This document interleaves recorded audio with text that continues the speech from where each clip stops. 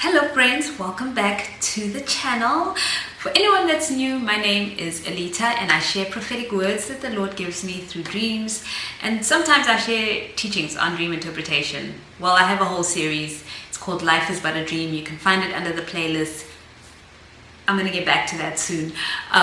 So yeah, welcome back, welcome to the channel, and welcome back to all my regular subscribers. So today is Thursday. I don't have a jingle for Thursdays because I only used to do prophetic words Mondays, Wednesdays, and Fridays. So I have jingles for those days. Anyway, I have a prophetic word to share with you. I have a dream that I'd like to share with you. I had this dream in the month of June. So it was June 19th, 2020. I was gonna say 2021 because in my mind I'm already in 2022 because I'm done with this year. Like I'm so over it. Anyway, so before we get into the word, as always, I'm gonna give you guys the disclaimer. For anyone who is not interested in the disclaimer, you've heard it way too many times, you can skip. I've got timestamps on the video. So for those of you who are new, or those who want to hear the disclaimer again, please note that not every prophetic word is meant for everyone. It is so important, guys. Like, this is, I cannot stress this enough. It's so important that you get confirmation from the Lord. If you hear a word here on my channel or on YouTube, or someone gives you a prophetic word, please get confirmation from the Lord. That is so important. It's so important that you make your life decisions based on confirmation from hearing God's voice, and that you're not just doing stuff because, oh, this resonates with my spirit and it sounds right, and I really want this thing, so this must be my word.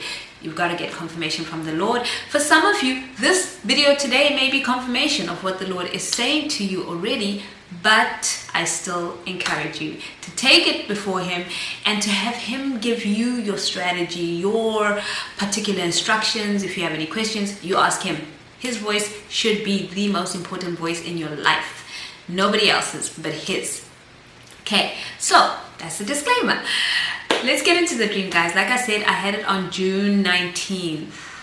Yes, 2020. So in this dream, I was observing. I was not participating in the dream at all. So it was just like I was watching a movie, right?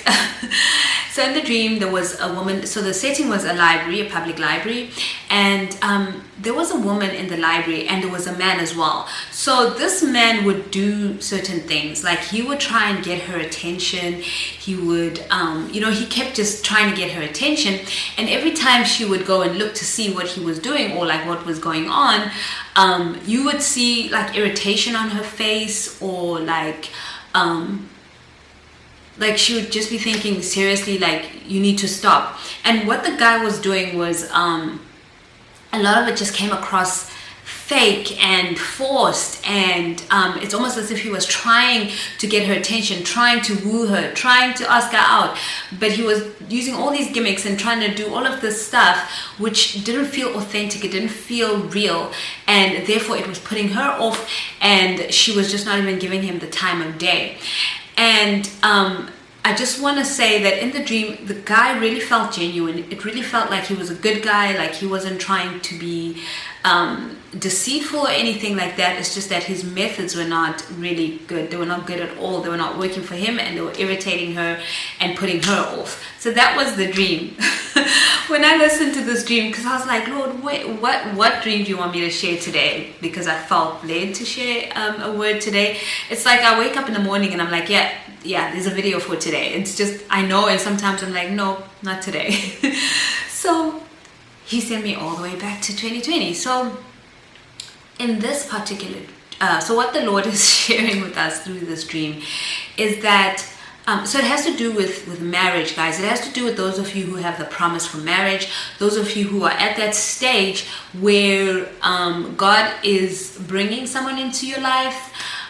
Maybe you've encountered a few people, there've been a few counterfeit experiences, or maybe you're in the middle of a counterfeit experience and God is bringing someone into your life right now. Maybe you're just single and you're just waiting, or you're single and you have no idea that God is bringing someone to you. But and I'm speaking specifically to the ladies, so there's a word here for the ladies and a word for men. Ladies, God, this is a controversial one, because This man was being, he was trying to get her attention. And what the Lord was showing me is that some of you need to be careful, right? Not to reject the person that God has for you because of what they may be doing, because of the way they may be trying to get your attention, because of maybe the way that they look. Maybe they don't have the type of swag that you like. Maybe they just don't have the look that you like at all. Maybe they don't say the types of things that you like. You know, there's something about them that that's irritating you or getting on your nerves. Ooh, this is a word for someone. I can already just sense someone going, Lord, you're not talking to me. I'm not interested in that guy. But reconsider that guy, because God is speaking to you. And I encourage you to pray about this word, you know, if that is you. But really, the Lord is saying, be careful not to reject him because of his because of what he may be doing. So what may be happening with the guy right now, right? And this is for the men to listen to. If you are trying to get the attention of a woman, you know God has told you this is your kingdom spouse, this is the woman you should marry. Allow God to be your guide. Allow him to lead you. Allow him to be the one who shows you the way and shows you what to do. Of course, you know, there's faith. There are faith steps that you need to take, and I absolutely encourage you to do that if the Lord is asking you to take faith steps. But you've got to seek wisdom from the Lord, and you've got to be discerning. You've got to rely on God's guidance for this, because what you may be doing is you're trying so hard and it's coming across, is it non-authentic or unauthentic, inauthentic? I like that one. So you're coming across as though you are not being authentic, and therefore it's putting off your potential kingdom spouse. And yeah, it's just not appealing to them. Yeah, men, just be wise. Be wise. Follow God's leading and let him guide you. This is the crux of the message. Ladies, be careful not to think that he's a counterfeit. Some of you have to really let go of what you think your ideal man looks like. I know it's controversial, some people will say, but you know, God cares about what we're attracted to and all of that. He does care, but he also cares more about the kingdom. He cares more about people's salvation. He cares more about lost souls. So if your union with someone means going to get those lost souls saved, then you know he would like for you to be a little more surrendering with your idea of this perfect man. So I'm just putting that out there. Please don't come with guns blazing. That's just what the Lord asked me to tell you today. Hi friends. Of course, I totally forgot to describe one of the elements, or to at least give the interpretation of one of the elements in the dream, which is an important element. So in this dream, like I said, it was set in the library. And what the Lord was showing me about it being set in the library is that, you know, a library is a place where you have a lot of resources, books, periodicals, recordings. There's just a ton of stuff that you can get in the library, and the key thing is that it's information based. There's a lot of information that you can get from a library. So I believe that the Lord is saying that, you know, because we live in a time where there's just so much information readily available, it's so easy to try and use that information, to use those resources to do kingdom things. And sometimes God is calling you to just seek him, to get direction from him, and you're out here googling how to win her over or whatever. So that is the significance of the library being in the dream. It's really just getting your information, getting your direction from the Lord, and to kind of stay away from all these resources that would lead you astray, because this guy in the dream was trying all sorts of stuff. So he was picking all these different methods, and they were not working very well for him. They came across fake and inauthentic. So that's the significance of the library. So friends, that's the word for today. I have a beautiful scripture. 1 Samuel 16 verse 6 onwards, because I think I didn't write down what the last verse is. So I'm going to read it, right? This is when Samuel went to anoint David as king. So 1 Samuel 16 verse 6 onwards. When they arrived, Samuel took one look at Eliab and thought, surely this is the Lord's anointed. But the Lord said to Samuel, don't judge by his appearance or height, for I have rejected him. Okay, that is a key verse here. Do not judge by his appearance or height, because God has rejected that good-looking man that you've constructed in your mind.